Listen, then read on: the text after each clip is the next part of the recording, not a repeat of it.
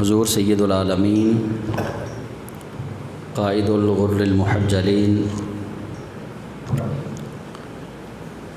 سیدنا و مولانا و شفیعنا و ملجانا و مأوانا محمد مصطفیٰ صلی اللہ علیہ وآلہ وسلم، آپ کے دربار میں درود و سلام کا نذرانہ عرض کرنے کے بعد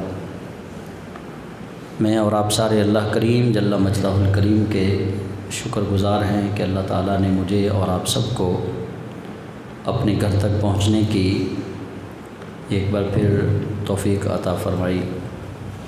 مالک لم یزل کی بارگاہ میں ملتجی ہوں کہ اللہ کریم جب تک ہم زندہ رہیں، آخری سانس تک ہمیں صحت و عافیت کے ساتھ اللہ اپنے گھر تک یوں ہی پنجگانہ نماز با جماعت کے لیے پہنچتے رہنے کی توفیق عطا فرمائے۔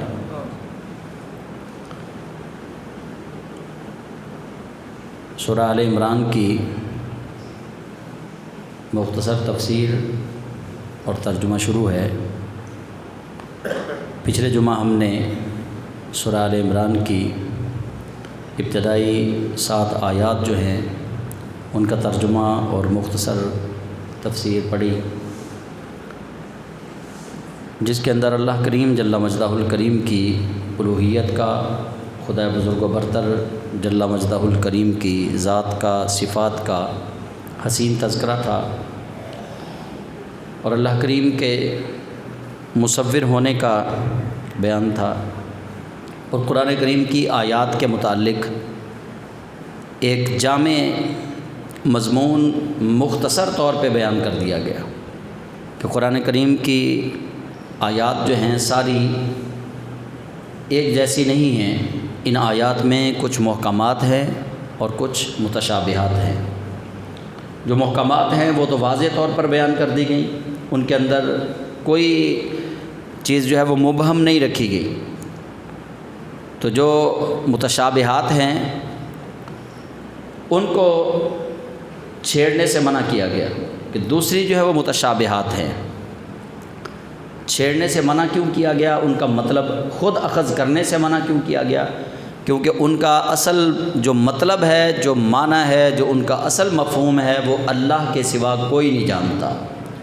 یا اللہ کریم وحی کے ذریعے اپنے انبیاء و مرسلین کو، اور بالخصوص حضور تاجدار کشور رسالت صلی اللہ علیہ وسلم کو اللہ نے ان آیات کا علم دیا ہے۔ تو ان آیات کا، اور پھر کہا گیا کہ متشابہ آیات جو ہیں مومن بندے تو ان کی ٹو میں لگیں گے ہی نہیں کہ ان کی تعویل کریں، ان کا مطلب جانیں۔ مومن یہ نہیں کہیں گے، مومن کہیں گے یقولون ربنا آمنا بہی، یا اللہ جو تو نے نازل کیا ہم اس پہ ایمان لے آئے۔ مومن بندے متشابہ آیات کی تعویل نہیں کریں گے، لیکن کون کرے گا؟ اللہ فرماتا ہے فَأَمَّا الَّذِينَ فِي قُلُوبِهِمْ زَيْغٌ فَيَتَّبِعُونَ مَا تَشَابَهَ مِنْهُ ابْتِغَاءَ الْفِتْنَةِ وَابْتِغَاءَ تَأْوِيلِهِ۔ لیکن اللہ کریم فرماتا ہے جن کے دل ٹیڑھے ہیں، جن کے دلوں میں مرض ہے، وہ ضرور متشابہ آیات کے پیچھے پڑیں گے، ان کی خود ساختہ تعویل کریں گے، اور فقط اس لیے کہ لوگوں کو فتنے میں مبتلا کریں۔ وہ فتنہ تلاش کرنے کے لیے، فتنہ پروری کے لیے ان آیات کی جو متشابہ آیات ہیں ان کی وہ تشریح کریں گے، ان کی تعویل کریں گے۔ جیسے میں نے پچھلے جمعہ ایک آپ کو موضوع تھوڑا سا بتایا بھی تھا کہ قرآن پاک میں اللہ فرماتا ہے یا ایھا الذین آمنوا لا تقربوا الصلاۃ، اے ایمان والو نماز کے قریب نہ جانا، وانتم سکارا، جب تم نشے میں ہوتے ہو تب۔ تو کئی خود ساختہ لوگ ایسے ہیں جنہوں نے وہ نشہ، انہوں نے کہا جی ہمیں تو بس نشہ ہی رہتا ہے ہر وقت، ہم تو ذکر الہی کے نشے میں ہوتے ہیں، ہمیں تو نشے سے ہوش ہی نہیں ہوتی۔ تو اس لیے اللہ نے کہا ہے کہ نشے میں جب ہوتے ہو تو پھر تم نماز کے قریب نہ جانا، اس لیے ہم مولویوں دی 5 ویلے تو ساڑی ہر ویلے، ہم تو نشے میں ہوتے ہیں۔ تو یہ خود ساختہ تعویل ہے، ٹیڑھے دل والے لوگوں کی تعویل ہے۔ اللہ کریم نے ایسے لوگوں کے بارے میں فرمایا ہے کہ ما تشابہ منہ ابتغاء الفتنۃ وابتغاء تأویلہ۔ رب فرماتا ہے وہ فتنہ پرور لوگ ہوں گے جو ان آیات کی اتباع کرتے ہوئے متشابہ آیات کو وہ متنازع بنانے کی کوشش کریں گے، ان کے مقصد کو، ان کے مطلب کو، ان کے مفہوم کو۔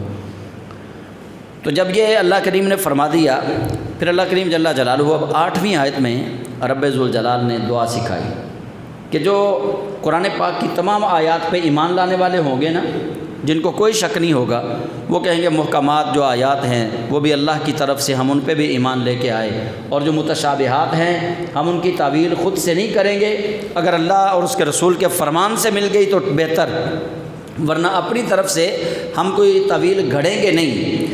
تو ایسے لوگوں کے بارے میں اللہ کریم جل جلالہ فرماتا ہے، پھر وہ دعا یوں مانگتے ہیں کہ ربنا لا تزغ قلوبنا بعد اذ ہدیتنا، اے ہمارے رب تو ہمارے دلوں کو ہدایت کے بعد نہ پھیرنا، جب تو ہدایت دے دے پھر ہمارے دلوں کو ٹیڑھا نہ کرنا، ہمارے دلوں کو پھر پھیرنا نہ۔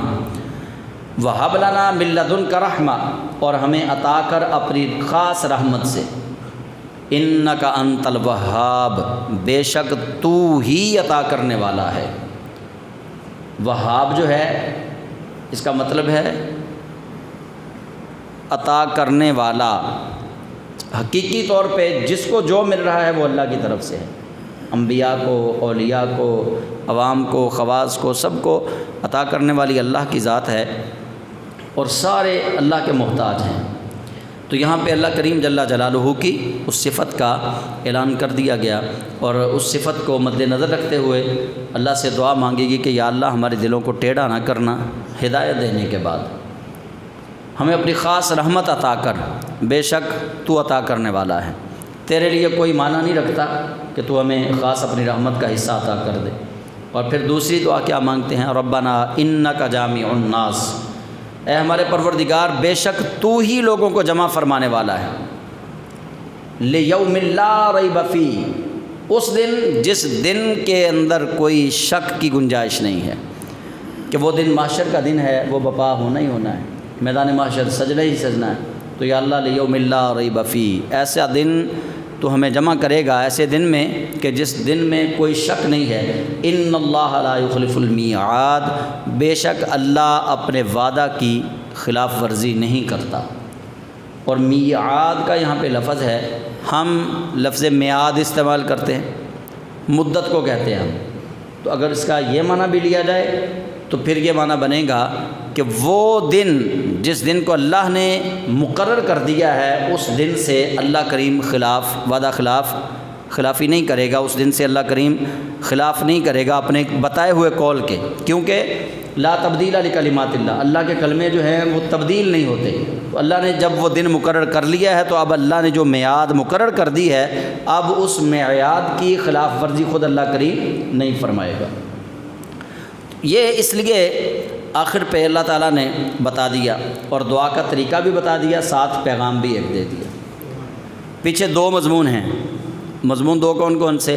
ایک ان لوگوں کے بارے میں بات کی جن کے دلوں میں کمی اور کجی ہے، اور وہ قرآن پاک کی متشابہ آیات کو ان کی تعویل خود بخود کرنے کی کوشش کرتے ہیں، ایک ان لوگوں کا ذکر ہے۔ دوسرا ان لوگوں کا ذکر ہے جن کو راسخون العلم کہا گیا، والراسخون فی العلم، کہ وہ علم میں راسخ ہیں، یعنی پختہ ہیں، اور وہ ہر لمحہ ہر گھڑی اللہ کی بارگاہ میں کہتے کیا ہیں، یقولون ربنا آمنا بہ، کہ یا اللہ جو تو نے نازل کیا ہم اس پہ ایمان لے آئے۔ یعنی دو گروہوں کا ذکر ہے، اور پھر دونوں گروہوں کا یہ ذکر کرنے کے بعد آخر پہ کہہ دیا گیا کہ اللہ میدان محشر کو دونوں کو ہی جمع کرے گا۔ ربنا انک جامع الناس، اے لوگوں کو جمع کرنے والے رب، لیوم لا ریب فیہ، اس دن جمع کرنے والے رب کہ جس دن میں کوئی شک نہیں ہے۔ تو یہ ساتھ میں ڈرا دیا گیا، دونوں گروہوں کو ڈرا دیا گیا، ایمان والوں کو بھی ڈرا دیا گیا کہ وہ مزید تقوی و طہارت کے دھنی بن جائیں، اور جن کے دلوں میں کمی اور کجی ہے انہیں بھی ڈرا دیا گیا، جو فتنے کی تلاش میں آیات متشابہات کی تعویل خود سے کریں گے انہیں بھی ڈرا دیا گیا کہ تعویلات یہاں تو چلیں گی لیکن میدان محشر کو تمہیں اللہ کی بارگاہ میں حاضر ہونا ہی ہونا ہے، تو وہاں پھر تمہارا علاج اللہ کریم جل جلالہ خود فرمائے گا۔ اب جو اگلی آیت ہے، آیت نمبر 10، اس میں اللہ کریم جل جلالہ کافروں کا جو فخر ہے، کافروں کا جو غرور ہے، وہ آپ سارے ابھی اسی دور کو دیکھ لیں ہم تو ہمیں پتہ چل جاتا ہے کہ کافر کو اپنی مال و دولت پہ بڑا مان ہے، اپنے سرمایہ پہ کافروں کو بڑا غرور ہے، بڑا تکبر ہے۔ ابھی یہ اسرائیل نے ایران کو جو دھمکی دی ہے ریسنٹلی اقوام متحدہ کی سلامتی کونسل کے اجلاس میں، انہوں نے کہا کہ تمہارے پاس بندے زیادہ ہیں، ہمارے پاس پیسے زیادہ ہیں۔ نہ تمہارے پاس پیسہ ہمارے جتنا ہے، نہ تمہارے پاس اسلحہ ہمارے جتنا ہے، تم بندے زیادہ ہیں تو کیا ہوا؟ مطلب اسرائیل نے اپنی حماقت کا پھر سے اظہار کیا انہوں نے۔ تو یہ یہود و نصارہ جو ہیں، کفار و مشرکین جو ہیں، ان کو اپنے مال و دولت پہ بڑا مان ہے، بڑا فخر ہے۔ تو اللہ کریم جل جلالہ نے اب ان کے لیے یہاں پہ فرمایا ان الذین کفروا لن تغنی عنہم اموالہم ولا اولادہم من اللہ شیئا، بے شک وہ لوگ جنہوں نے کفر کیا، لن تغنی ہرگز نہیں بچائے گا یا ہرگز نہیں بے نیاز کرے گا، عنہم ان کو، اموالہم ان کا مال، ولا اولادہم من اللہ شیئا نہ ان کی اولاد میں سے کوئی چیز، یعنی اللہ سے کون سی چیز بچائے گی ان کو؟ نہ ان کا مال بچا سکتا ہے، نہ ان کی اولاد بچا سکتی ہے۔ یہ دونوں چیزوں پہ اگر وہ فخر کرے کہ مال ہمارے پاس بہت زیادہ ہے، تو اللہ کریم فرماتا ہے کہ تمہارا مال بھی تمہیں نہیں بچا سکے گا، تمہاری اولاد بھی تمہیں نہیں بچا سکے گی۔ وَأُولَٰئِكَ هُمْ وَقُودُ النَّارِ، اور وہ دوزخ کے ایندھن ہیں۔ وقود کا مطلب ہے ایندھن، النار آگ کا ایندھن۔ ایسے لوگ جن کو اپنی دولت کے بل بوتے پہ بڑا فخر ہے، جن کو اپنی اولاد پہ بڑا مان ہے، اور جنہوں نے کفر کیا اللہ کے ساتھ، اللہ کے رسول کے ساتھ، اللہ کی کتابوں کے ساتھ، رب تعالیٰ فرماتا ہے وَأُولَٰئِكَ هُمْ وَقُودُ النَّارِ، وہ جہنم کا ایندھن بنیں گے۔ کدأب آل فرعون، جیسا کہ جہنم کا ایندھن بنے، جیسا عذاب دینے میں طریقہ اختیار کیا گیا آل فرعون کے لیے، یعنی آگے مثال دے دی، پیچھے کفار کا ذکر کیا، کافروں کو ڈرایا یہاں پہ کہ بے شک وہ کافر جو اپنی اولاد پہ، اپنے مال پہ بڑا فخر کرتے ہیں، اللہ کریم جل جلالہ سے ان کو ان کا نہ مال بچا سکے گا، نہ ان کی اولاد بچا سکے گی، وہ جہنم کا ایندھن بنیں گے۔ کس طرح؟ بالکل ویسے، کدأب آل فرعون، جیسے اللہ نے جہنم کا ایندھن بنانے میں آل فرعون کے لیے طریقہ اختیار کیا۔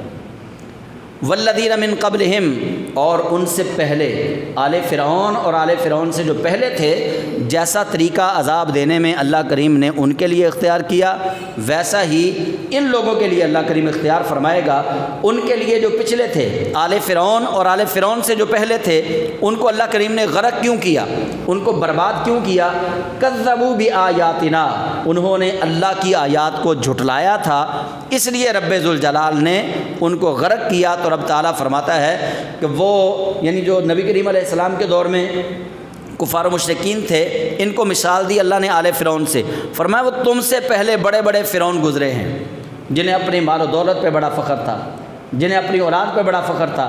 اللہ کریم جل جلالہ نے تو انہیں برباد کر دیا، انہیں تہو بالا کر دیا، تم کیا چیز ہو؟ تو رب تعالیٰ فرماتا کدأب آل فرعون، بالکل اس طرح وہی طریقہ اختیار کر کے اللہ کریم تمہیں غرق کرے گا، تمہیں نیست و نابود کرے گا، جیسے اللہ کریم جل جلالہ نے آل فرعون کو، والذین من قبلہم، اور جو ان سے بھی پہلے غرق ہوئے، جو انہیں جیسے اللہ نے کیا ویسے ہی تمہیں بھی اللہ کریم نیست و نابود کرے گا، کیونکہ تمہارا اور ان کا پینل ایک بن رہا ہے۔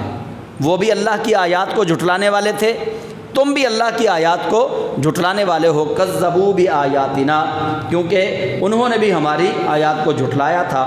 فأخذہم اللہ بذنوبہم، پس اللہ نے ان کو ان کے گناہوں کے سبب پکڑ لیا۔ یہ گناہ کوئی چھوٹا گناہ نہیں ہے، اللہ کی آیات کو جھٹلانا۔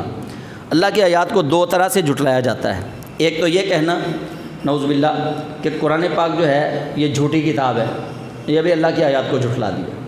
اور دوسرا اللہ کی آیات کو جھٹلانا یہ بھی ہے کہ بظاہر یہ کہنا کہ اللہ مجھے دیکھ رہا ہے، میں نے قرآن میں پڑھا ہے کہ اللہ ہر چیز سے باخبر ہے، واقف ہے، لیکن اس بات پر پختہ یقین نہ رکھنا، تنہائی میں گناہ کرنا، خلوت میں اللہ کو بھول جانا، خلوت میں اللہ کے عذاب والی آیات کو بھول جانا، خلوت میں اللہ نے جو جنت کی بشارتیں دی ہیں ان آیات کو بھول جانا، یہ بھی اللہ کی آیات کو جھٹلانا ہے، یہ بھی نافرمانی میں آتا ہے، وہ بھی نافرمانی میں آتا ہے۔ لیکن بظاہر جو بڑی نافرمانی ہے وہ یہ ہے کہ یہ کہنا کہ یہ کلام اللہ کا ہے ہی نہیں، ہم اس کلام کو نہیں مانتے، تو یہ جو بڑی نافرمانی تھی اس کو اللہ کریم جل جلالہ نے یہاں پہ کوڈ کیا، فرمایا کہ جس طرح ان کو رب ذوالجلال نے سزا دی آیات جھٹلانے کی وجہ سے، تم بھی آیات کو جھٹلا رہے ہو۔ یہ آیات کو کیسے جھٹلاتے تھے؟ وہ پیچھے سورہ بقرہ میں مضمون گزر چکا کہ نبی کریم صلی اللہ علیہ وسلم کی مدح سرائی میں جن آیات میں حضور کی مدح سرائی میں ذکر تھا، ان کا یہ صاف انکار کرتے تھے۔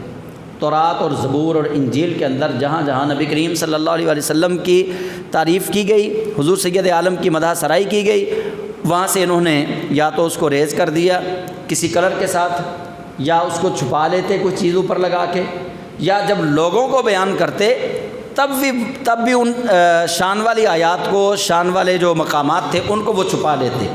تو یہ بھی کذبوا بآیاتنا میں آتا ہے کہ اللہ کی آیات کا مطلب چھپانا، یہ بھی آیات کو جھٹلانے کے مترادف، اس کو بھی قرآن پاک میں کہا گیا۔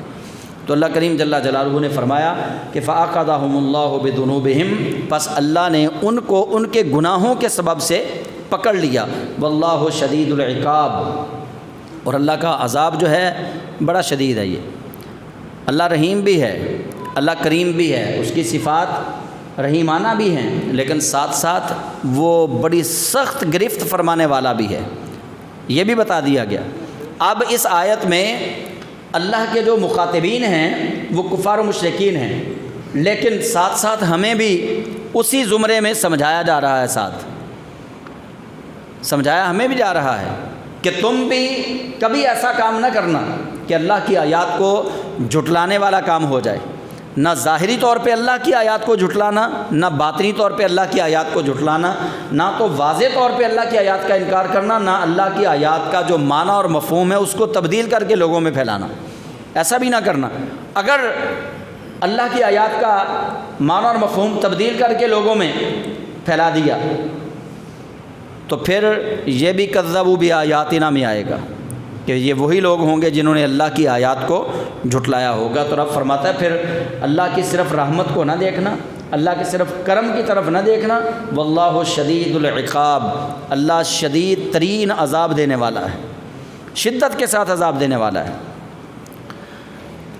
قل، اے محبوب مکرم صلی اللہ علیہ وآلہ وسلم، آپ ان لوگوں کو فرما دیجئے، کن لوگوں کو؟ للذین کفروا، جنہوں نے کفر کیا ہے، جو آپ کے مد مقابل آ گئے، جنہوں نے اللہ کی آیات کو جھٹلایا ہے یا جنہوں نے آپ کی شان والی آیات کا انکار کیا ہے۔ قل، آپ ان کو فرمائیے، کن کو؟ للذین کفروا، ان کافروں کو آپ فرما دیں۔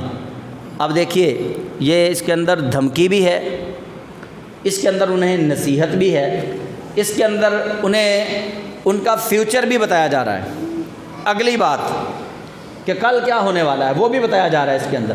قل للذین کفروا ستغلبون، اے محبوب کافروں سے کہہ دو کہ اے کافرو، ستغلبون، ان قریب تم مغلوب ہو جاؤ گے، ہم غالب آ جائیں گے۔ اچھا، سورہ کہف میں جب ہم جاتے ہیں تو سورہ کہف کی آخری آیات کو بیس بنا کے کچھ ہمارے دوست جو ہیں وہ کہتے ہیں دیکھیں جی اللہ تعالیٰ فرما رہا ہے کہ کوئی نہیں جانتا کہ کل کیا ہونے والا ہے۔ ہم بھی یہی کہتے ہیں کہ اللہ کے سوا کوئی نہیں جانتا کل کیا ہونے والا ہے، لیکن جس کو اللہ بتا دے وہ بھی جانتا ہے کہ کل کیا ہونے والا ہے۔ جس کو اللہ بتا دے وہاں تو انکار نہیں کیا جا سکتا، یہاں کل والی بات آ گئی۔ اللہ فرماتا ہے قل، اے محبوب آپ فرما دیجئے، للذین کفروا، کافروں کو آپ بتائیے، کافروں کو آپ فرمائیے، ستغلبون، ان قریب تم مغلوب ہو جاؤ گے، ان قریب تمہیں مغلوب ہونا ہی ہونا ہے۔ اچھا، یہ آیات جب نازل ہوئی ہیں نا، یہ غزوہ بدر کا موقع ہے، لیکن انہیں بتایا جا رہا ہے کہ ہو سکتا ہے کہ تم اس وقت غالب آ جاؤ۔ انہیں اس وقت کفار و مشرکین کو کس چیز پہ فخر تھا؟ وہ چونکہ 1000 کا لاؤ لشکر لے کر آئے تھے، ساتھ ناچنے والی گانے والی خواتین بھی تھیں، اسلحہ بھی بہت زیادہ تھا اور مال بھی ان کے پاس بہت زیادہ تھا۔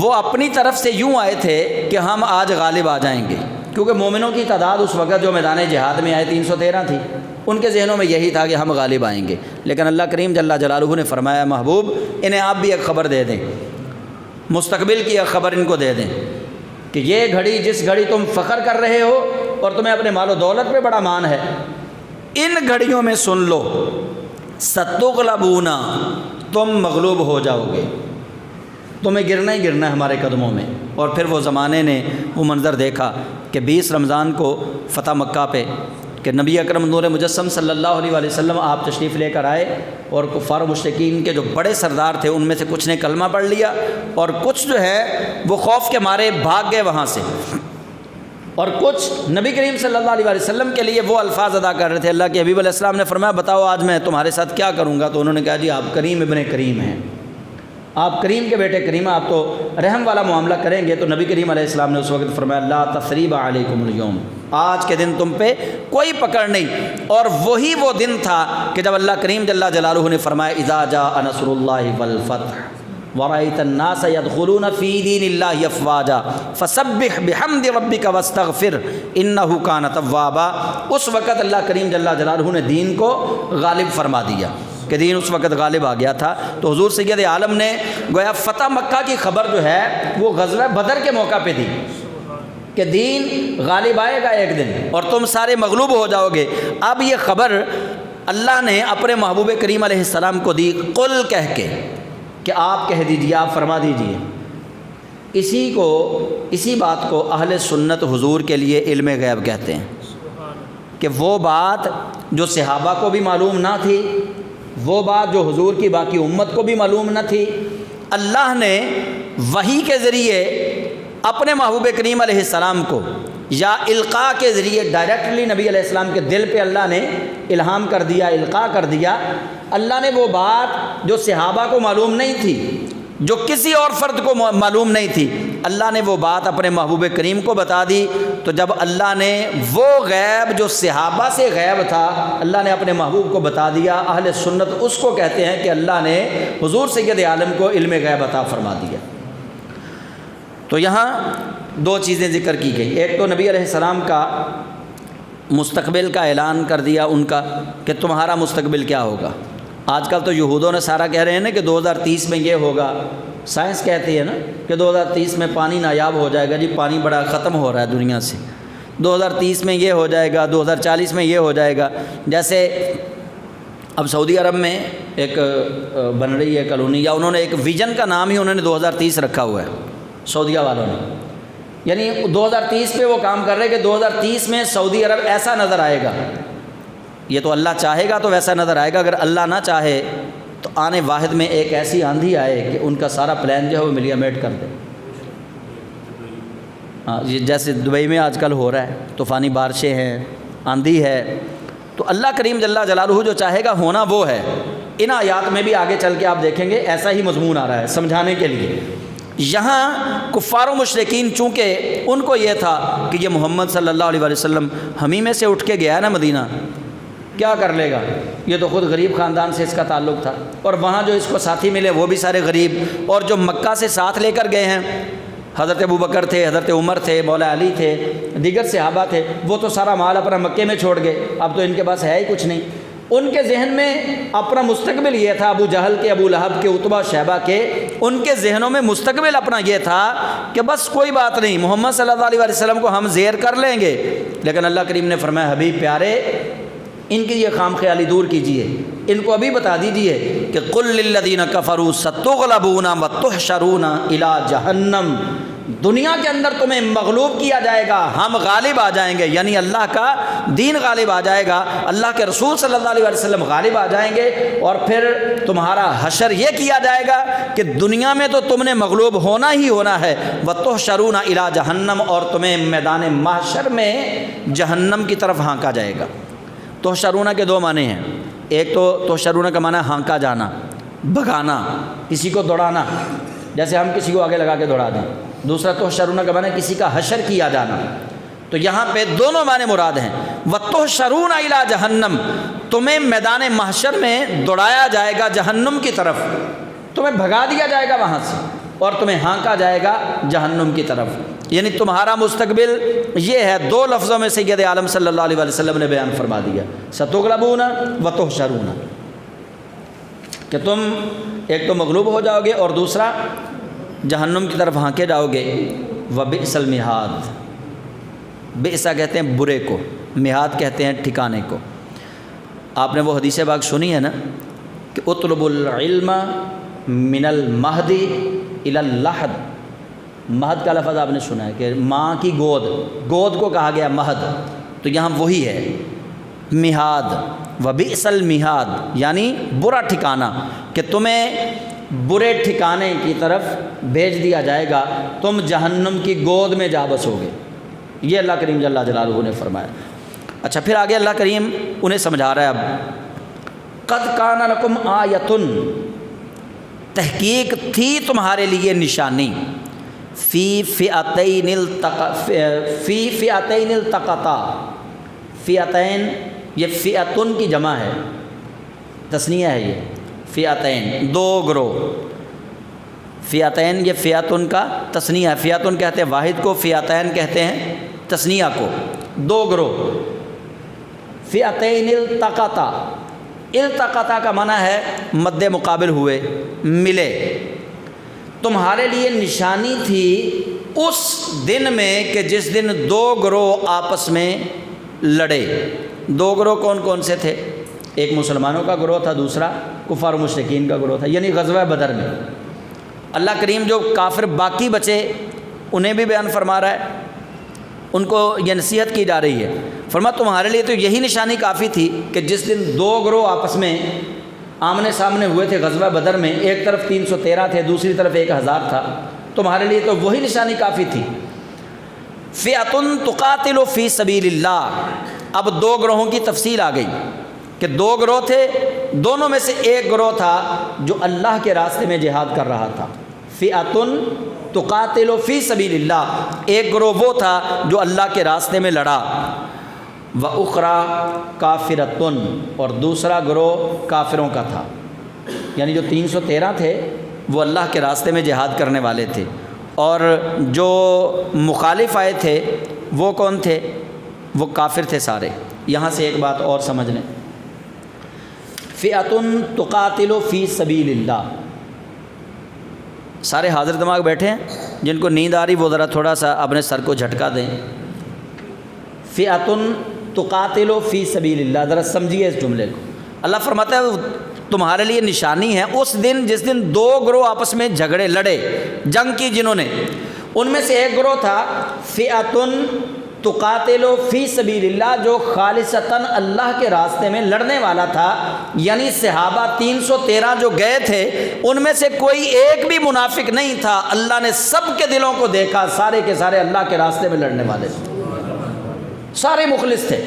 فئۃ تقاتل فی سبیل اللہ، اللہ فرماتا ہے کہ ایک گروہ خالصتاً اللہ کے راستے میں ہی لڑنے والا تھا۔ کچھ لوگ حضرت سیدنا صدیق اکبر رضی اللہ تعالیٰ عنہ کو نعوذ باللہ منافق ڈکلیئر کرتے ہیں، کچھ لوگ حضرت سیدنا عمر فاروق کو نعوذ باللہ منافق کہتے ہیں، کچھ لوگ کہتے ہیں جی حضرت عثمان غنی تو گئے ہی نہیں غزوہ بدر میں۔ حضرت عثمان غنی اس لیے نہیں گئے تھے کہ رسول اللہ کی شہزادی ان کے گھر تھی، وہ بیمار تھیں، تو نبی علیہ السلام نے فرمایا عثمان تو گھر میں اپنی بیوی کے پاس رہ، یعنی میری بیٹی کی تیمارداری کر، غزوہ بدر کے مجاہدین میں تیرا نام بھی آ گیا۔ یہ رسول اللہ کی عنایات کریمہ تھی کہ آپ نے حضرت عثمان غنی کو بدری صحابہ میں شمار بھی کیا، فرمایا تو اپنی بیوی کے پاس رہ، ان کی تیمارداری کر، تو لیکن تجھے غزوہ بدر کے مجاہدین جتنا ہی ثواب ملے گا۔ اچھا کچھ لوگوں نے اس گروہ کو، اس لشکر کو جو 313 کا تھا، ان میں سے کہا جی ابو بکر بھی یہاں منافق تھا، نعوذ باللہ عمر بھی منافق تھا، فلاں فلاں یہ بھی منافق تھے، لیکن اللہ کریم جل جلالہ نے آیت کے اس حصے میں 313 جتنے بھی صحابہ تھے نبی علیہ السلام کے ساتھ غزوہ بدر میں، سب کی صفائی اللہ نے خود بیان کی، فرمایا فئۃ تقاتل فی سبیل اللہ واخری کافرۃ، جو رسول اللہ کا گروہ تھا وہ خالصتاً اللہ کے راستے میں لڑنے والا تھا، اور ان کے مد مقابل جو تھے وہ سارے کے سارے کافر تھے۔ اگلی حالت ہے ان کی، دونوں گروہوں کی حالت ہے اس میں۔ اچھا مسلمانوں نے کیا دیکھا؟ مسلمان جب آئے نا وہاں پہ غزوہ بدر میں، یرونہم مثلیہم رأی العین، مثلی کہتے ہیں دو مثل کو، دگنا کو۔ وہ کفار و مشرکین واقعی مسلمانوں سے زیادہ تھے، 1000 تعداد تھی، جب مسلمان آئے تو انہوں نے اپنی ظاہری آنکھوں سے رأی العین، اپنی آنکھوں سے انہوں نے دیکھا کہ کافر تو دگنے ہیں۔ ایک یہ حالت اللہ نے بیان کی۔ دوسری حالت کافروں کی ہوئی۔ کافروں نے کیا دیکھا؟ کافر انہوں نے خواب میں دیکھا، کافروں نے، کہ مسلمانوں کی دگنی تعداد ہے ہم سے۔ وہ ہڑبڑا کے اٹھ کھڑے ہوئے، انہوں نے کہا یہ ہمیں تو تھوڑے سے نظر آ رہے تھے، یہ دگنی تعداد ان کی کہاں سے آ گئی؟ اللہ کریم جل جلالہ نے دونوں کا ہی یہاں پہ حال بیان کر دیا۔ یرونہم مثلیہم رأی العین، انہوں نے ایک دوسرے کو دگنا دیکھا اپنی آنکھوں سے، لیکن ان میں سے ایک گروہ جو تھا وہ اللہ کے لیے لڑ رہا تھا، دوسرا اللہ کے مخالف لڑ رہا تھا۔ واللہ یؤید بنصرہ من یشاء، لفظ تائید آپ نے سنا ہے نا، تائید، ہم ایک دوسرے کی تائید کرتے ہیں، اس نے فلاں کام میں دوسرے کی تائید کر دی۔ واللہ یؤید، اور اللہ تائید فرمانے والا ہے، بنصرہ، اپنی مدد کے ساتھ، من یشاء، جس کی چاہتا ہے۔ فرمایا اللہ تائید فرماتا ہے اپنی مدد کے ساتھ جس کی چاہتا ہے۔ اب یہاں پہ بھی کفر اور باطل کی بات کی، اسلام کی بات کی گئی۔ واللہ یؤید بنصرہ من یشاء، اللہ تائید فرماتا ہے اپنی مدد کے ساتھ جس کی چاہتا ہے۔ اب اللہ نے وہاں مدد کس کی تھی؟ ایمان والوں کی۔ یہ 313 تھے، وہ 1000 تھے، ان کے پاس گھوڑے زیادہ، ان کے پاس اونٹ زیادہ، ان کے پاس تلواریں زیادہ، ان کے پاس زرہ زیادہ، ان کے پاس سارا اسلحہ زیادہ تھا۔ مسلمان کم تھے، ان کے پاس تلواریں تھوڑی تھی، ان کے پاس تیر نیزے اور بھالے بھی تھوڑے تھے۔ واللہ یؤید بنصرہ من یشاء، لیکن اللہ کریم نے تائید فرمائی اپنی مدد کے ساتھ، کن کی؟ حضرت عمر رضی اللہ تعالیٰ عنہ کہتے ہیں کہ میدان بدر میں نے حیزوم کو آوازیں دیتے ہوئے کسی کو دیکھا کہ کوئی کہہ رہا ہے اقدم یا حیزوم، اقدم یا حیزوم۔ حضرت عمر کہتے ہیں میں پلٹا رسول اللہ صلی اللہ علیہ وسلم کی بارگاہ میں نے کہا یا رسول اللہ صلی اللہ علیہ وسلم، میں نے متعدد لاشیں ایسی دیکھی ہیں کہ میں تلوار اٹھاتا ہوں، میری تلوار لگتی نہیں، لیکن بندہ پہلے سے اس کا سر کٹ جاتا ہے۔ یا رسول اللہ، میں نے کئی اور صحابہ کو دیکھا وہ تلوار اٹھاتے ہیں، تلوار کافر کے لگتی نہیں، لیکن صحابی کی تلوار لگنے سے پہلے ہی کافر کی گردن تن سے جدا ہو جاتی ہے، اور کوئی آواز دینے والا یہ آواز دے رہا ہے اقدم یا حیزوم، اقدم یا حیزوم، لیکن وہ آواز دینے والا نظر نہیں آتا۔ رسول اللہ صلی اللہ علیہ وسلم مسکرائے اور فرمانے لگے کہ حیزوم جبریل کے گھوڑے کا نام ہے۔ فرمایا اللہ کی وہ نصرت اس میدان کے اندر آ چکی ہے۔ وہ جب کہتے ہیں نا اقدم یا حیزوم، تو جبریل اپنے گھوڑے کو ایڑی لگاتے ہیں، تو جبریل کے گھوڑے کا نام حیزوم ہے۔ تو وہ اللہ کی مدد تھی۔ تو اللہ نے یہ بھی فیصلہ ادھر کر دیا کہ غزوہ بدر والے جو تھے وہی حق والے تھے، کیونکہ اللہ نے اپنی مدد کے ساتھ تائید ان کی فرمائی ہے۔ ان فی ذلک لعبرۃ لأولی الابصار، بے شک اس کے اندر عبرت ہے، سبق ہے آنکھ والوں کے لیے۔ آنکھ والا تیرے جوبن کا تماشا دیکھے، اقبال رحمۃ اللہ علیہ نے کہا آنکھ والا تیرے جوبن کا تماشا دیکھے، دیدہ کور کو کیا آئے نظر کیا دیکھے۔ جو کوری آنکھ ہے وہ کیا دیکھے گی؟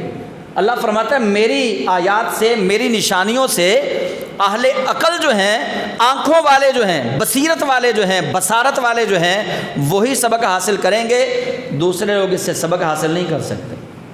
کافروں کا کفر اور بڑھ گیا، لیکن جن کی قسمت میں اللہ نے ایمان لکھا تھا وہ جوک در جوک اسلام کے اندر آ گئے اللہ کی آیات کو دیکھ کر۔ تو اللہ کریم جل جلالہ فرماتا ہے کہ ابصار، اہل عقل، آنکھوں والے، ایک بصارت ہوتی ہے، ایک بصیرت ہوتی ہے۔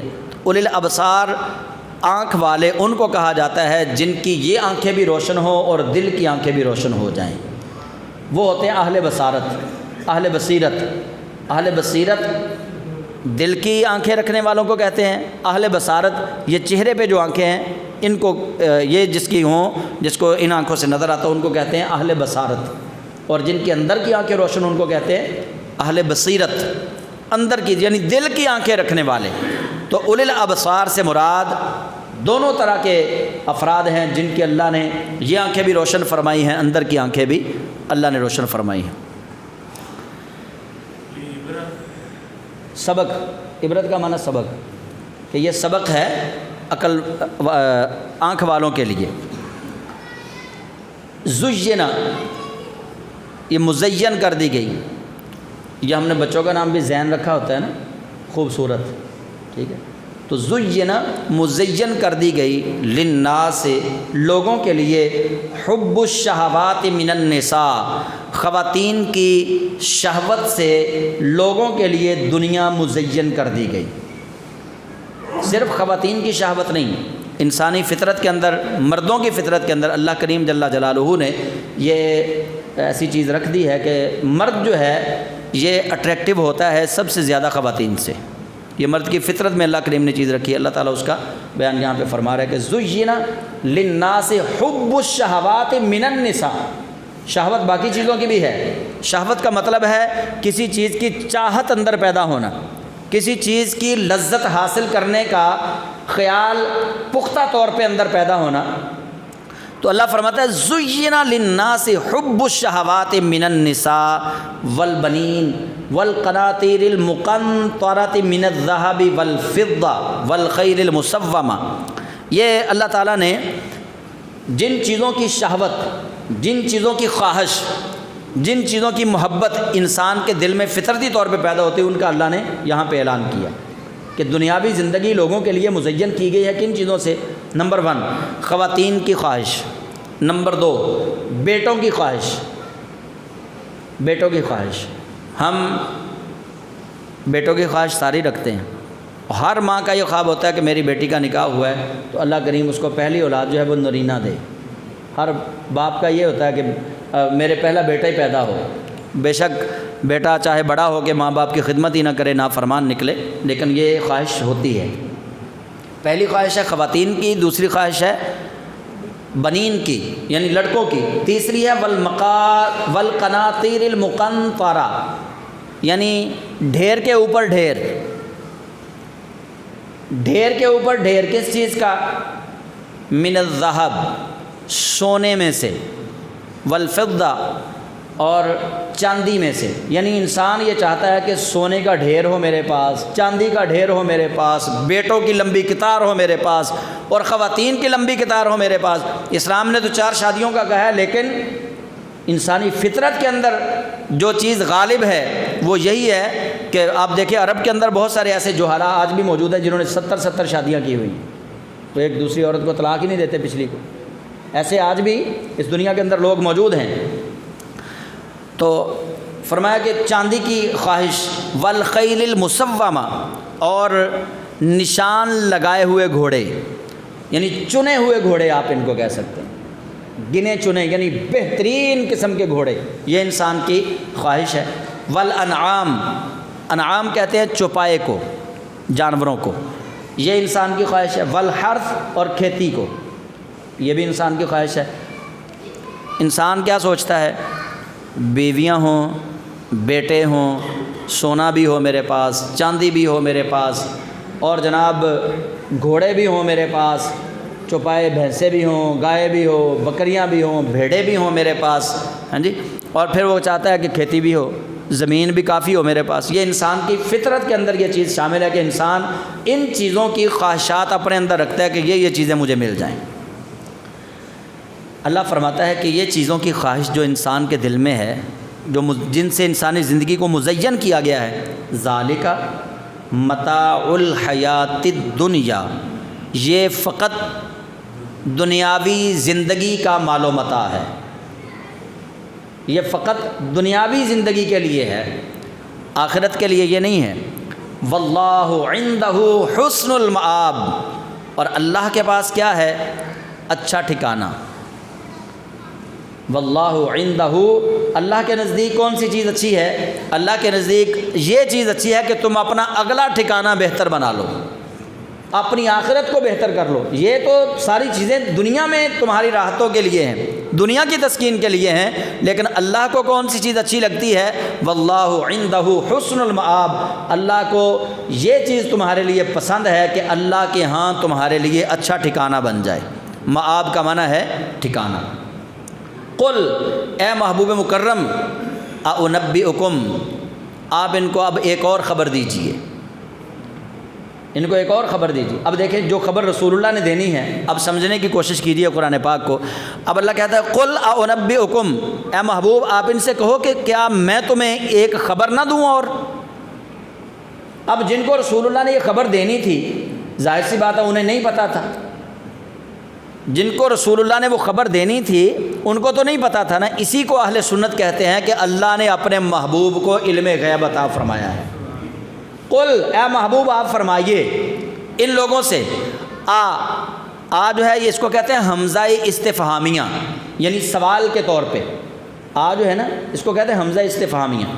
اُنبئکم، کیا میں تمہیں خبر نہ دوں، بخیر من ذالکم، یہ ساری چیزیں جو اوپر گنوائی ہیں، خواتین، بیٹے، سونا، چاندی، گھوڑے اور مال و متاع یعنی انعام، جس کو انعام کہا گیا، چوپائے، کھیتی باڑی۔ قل اُنبئکم بخیر من ذالکم، اللہ کہتا ہے محبوب ان سے کہو کہ کیا تمہیں اس سے بھی بہتر کی خبر نہ دوں، جو ان چیزوں سے بھی بہتر ہے۔ للذین اتقوا عند ربہم، وہ جنہوں نے تقوی اختیار کیا اپنے رب کے پاس، یعنی تقوی جو ہے وہ ان ساری چیزوں سے آگے بازی لے جائے گا۔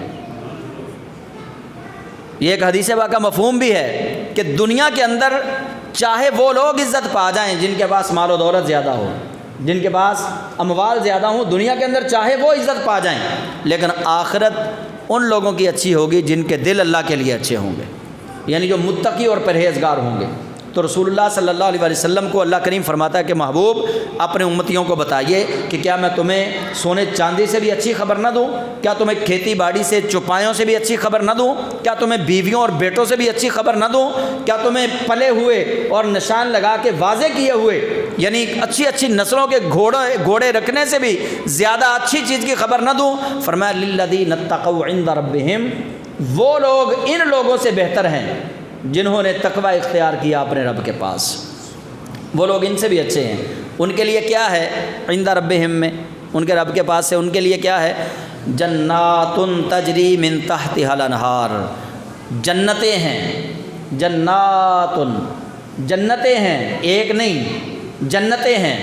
یہاں پہ مفسرین کہتے ہیں کہ جنتیں اس لیے اللہ نے کہا کہ اللہ کریم کبھی ان کو جنت عدن میں بھیجے گا، کبھی جنت نعیم میں بھیجے گا، کبھی اللہ کریم ان کو جنت الفردوس میں بھیجے گا، جنتوں کی اللہ ان کو سیر کرواتا رہے گا۔ اس لیے کہا گیا کہ جنات تجری من تحتها الانہار خالدین فیہا، جن کو دنیا میں کچھ نہیں نہ دیا گیا، جو دنیا میں غربت کی زندگی، عسرت کی زندگی گزار کے چلے گئے، اللہ فرماتا ہے کہ محبوب ان سے کہیں کہ میں تمہیں ان مالدار لوگوں سے زیادہ اچھی چیز کی خبر دیتا ہوں، وہ تقوی ہے، اور جو متقی ہوں گے، تقوی والے ہوں گے، ان کو ان کے رب کے ہاں سے جنتیں ملیں گی جن کے نیچے نہریں بہہ رہی ہوں گی، اور خالدین فیہا، وہ جنتوں میں ہمیشہ ہمیشہ رہیں گے۔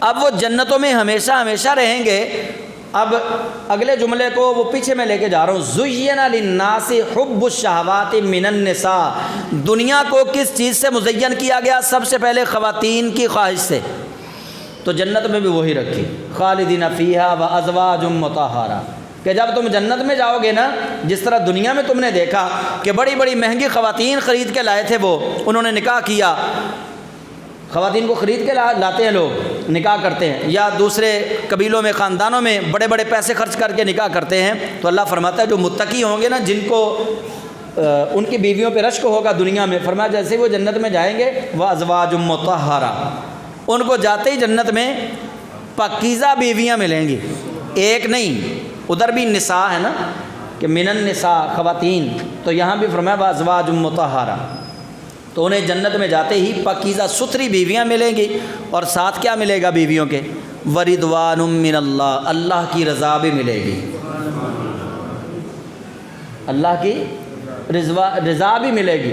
اچھا، رضوان جو ہے یہ جنت کا جو داروغہ ہے نا، جنت کا جو مین فرشتہ ہے، اس کا نام بھی رضوان ہے، ٹھیک ہے، لیکن یہاں پہ رضوان جو ہے یہ اللہ کی رضا کے معنی میں زیادہ بہتر ہے۔ زیادہ بہتر کیوں ہے؟ اس لیے کہ جب تک اللہ کی رضا نہ ملے گی تب تک جنتی جو ہیں وَتَلَذُّ الْأَعْيُنُ، ان کی آنکھیں لذت نہیں پکڑیں گی۔ جو اصل متقی ہوں گے، 27ویں پارے میں جا کے یہ پورا مضمون آئے گا، جو اصل متقی اور پرہیزگار لوگ ہوں گے، جیسے ہی وہ جنت میں جائیں گے، اللہ فرمائے گا ان کو یہ 72 حوریں دے دیں، ان کو یہ محل دے دیں، ان کو وہ غلمان بھی دے دیں، ان کو یہ بھی دے دیں۔ وہ حوروں کی طرف دیکھیں گے، منہ پھیر لیں گے، محل کی طرف دیکھیں گے، منہ پھیر لیں گے، غلمان آئیں گے، وہ منہ پھیر لیں گے۔ اللہ فرمائے گا تم چاہتے کیا ہو؟ وہ کہیں گے یا اللہ ہم نے دنیا کے اندر بھوک اور افلاس کی زندگی ان حوروں کے لیے نہیں گزاری، اپنے جسم کے ٹکڑے ٹکڑے ان حوروں کے لیے نہیں ہم نے کروائے، ان محلات میں بسنے کے لیے ہم نے یا اپنے جسم کے ٹکڑے نہیں کروائے، ہم نے تو ٹکڑے تیرے نام پہ کروائے تھے۔ اگر تو دیدار سے ہماری آنکھوں کو لذت نہیں بخشے گا، ہم نے یہ جنت کی حوریں قبول کریں گے نہ جنت کے محل قبول کریں گے۔ ہمیں تو چاہیے، جنت والا چاہیے۔ تو یہاں اللہ کی رضا سے مراد یہ وردوان من اللہ، اور اللہ کی رضا ہے۔ واللہ بصیر بالعباد، اور اللہ اپنے بندوں کو دیکھتا ہے۔ یہ بھی بڑا لطیف نکتہ ہے، اور اللہ اپنے بندوں کو دیکھتا ہے۔ جس پہ یار کی نظر پڑ جائے نا، وہ کسی نے کہا خوب کہا کہ میں ویکھاں وہ نہ ویکھے، میں نہ ویکھاں وہ ویکھے، ایڈی قسمت کتھوں میری کہ میرے ویکھن دے وچ ویکھے۔ تو یار تے تیرے اندر وسدا، تینوں ایویں پین بھلیکھے، بلے شاہ بوئے یار دے مر گئے، پاویں ویکھے یا نہ ویکھے۔ بات تو اس کے دیکھنے کی ہے نا کہ نظر پڑے۔ تو اللہ فرماتا ہے واللہ بصیر بالعباد، اللہ اپنے بندوں کو دیکھتا ہے، جو اللہ کے ہیں پھر اللہ ان پہ نظر رحمت ڈالتا ہے۔ تو اللہ تعالی ہم سب کو قرآن کریم کا ترجمہ، قرآن کریم کی تفسیر، تشریح، اس کو پڑھنے کی اور پڑھ کے اس پر عمل کرنے کی توفیق عطا فرمائے۔ آمین۔ وآخر دعوانا ان الحمد للہ رب العالمین۔